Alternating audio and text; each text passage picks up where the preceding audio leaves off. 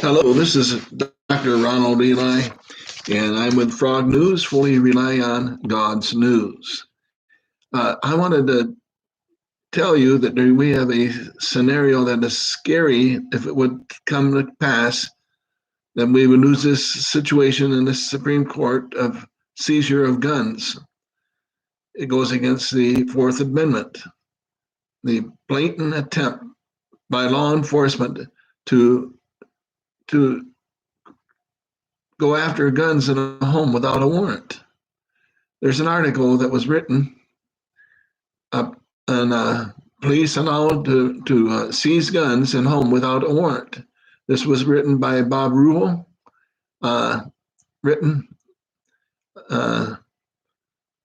earlier this evening, and I would like to read that to you because it affects all of us. And I'm going to try to read it as is. I don't want to get any copyright rules. I may make some comments, but the parts that I will definitely read because I want to get it right. In an appeal to the United States Supreme Court, a civil liberties legal group contends lower court rulings in Rhode Island case have set a dangerous precedent that allows police officers in some instances to enter homes and citizens without a warrant and confiscate legal firearms. The Rutherford,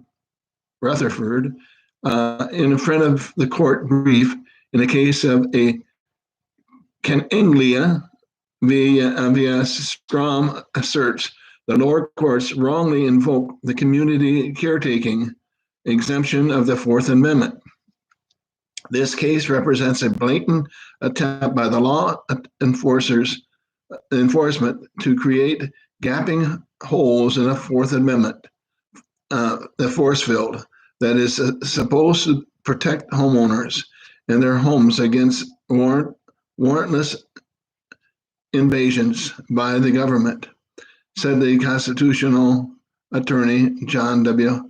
Whitehead, a president of the Rutherford Institute. What we do not need is yet another slippery slope, arguments that allow government officials to masquerade as community caretakers under the pretext of public health and safety in order to violate the Fourth Amendment at will. Excuse me. In 2105, Kim Caniglia of Cranston, Rhode Island, called police for a welfare check on her husband, Edward, 68, after they had argued the night before, and she hadn't heard from him. The next morning, Rutherford said that during this argument, Edward retrieved his unloaded handgun, slammed it on a table dramatically, and told Kim, "Why don't you just shoot me and get me out of my misery?"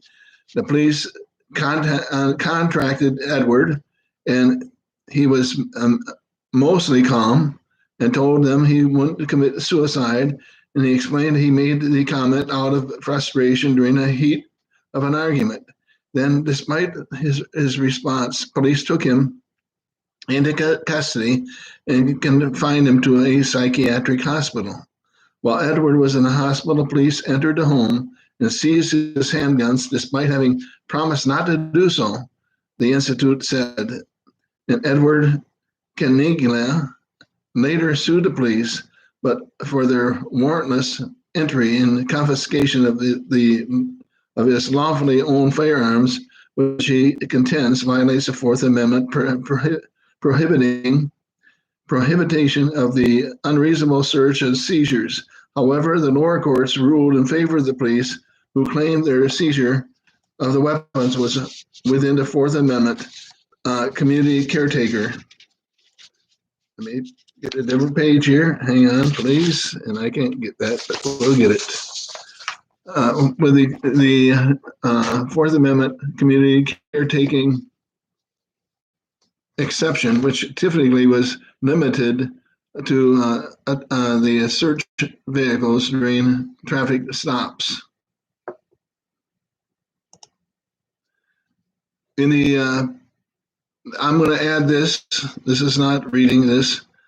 I'm saying this guy wasn't right what he did to his wife, but we can't allow all the laws to be changed because of circumstances that sound good maybe to some people, but it would make it so it would be terrible for all kinds of other people if we ever allow this to take place.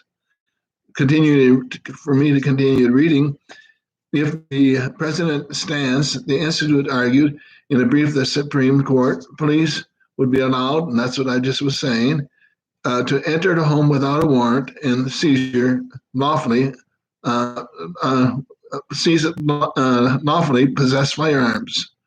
The Institute explained the warrantless searches and seizures to which American colonists had been subjected by the English rule were among the driving forces behind the enactment of the Bill of Rights in general and the Fourth Amendment in particular, both as drafted and as applied by the court. The Fourth Amendment clearly creates a reasonable expectation of privacy of the home. The sacrosanct nature of the home is such that circumstances under warrantless home searches are permitted are few and far between. That explains why one of the few exceptions in the warrant requirement that the court has previously recognized, the so-called community caretaking exception, is expressly limited to the scope of the vehicles. That's the vehicles, cars, trucks, whatever, where the responsible expectation of privacy is much narrower. However, if permitted to stand, this application of the exception would swallow the rule. In the brief asked the Supreme Court to not create a new exception that would permit a warrantless entry at leisure. At issue here. Further, if homes are no longer protected, then every building and or structure is threatened, no matter its location or status, as are its contents. Patriotic friends, I'm through reading that. I just want to say that the Bible is clear that we need to obey those in authority over us. We see that in Romans 13:1. Let everyone be subject to the governing authorities, for there is no authority except that which is God has established. But the fact is, we go on, the Fourth Amendment is the authority, not the courts underneath, not the courts that they're going against the commandment, not the commandment, against the Constitution of the Fourth Amendment of the Constitution. That's the authority. The highest authority is what we have to go after. The problem is sinful men are not themselves obeying the laws of the land, so we need to pray that the court will uphold and enforce the law of the land. Patriotic friends, I want you to know this. We all need to obey as much as we can the authority that's over us. We just got through reading that. All of us have sinned. The Bible tells us all have sinned and come short of the glory of God. That means everyone. And if we are no better than any of them that break the laws, if we don't go and ask God to forgive us, otherwise we're without the power of God in our lives. We need God's help. And so we need to turn to John 3:16, as Jesus has told us, for God so loved the world that he gave his only begotten Son, that whosoever believeth in him shall not perish, but have everlasting life. I don't know what happened, but I don't see this on.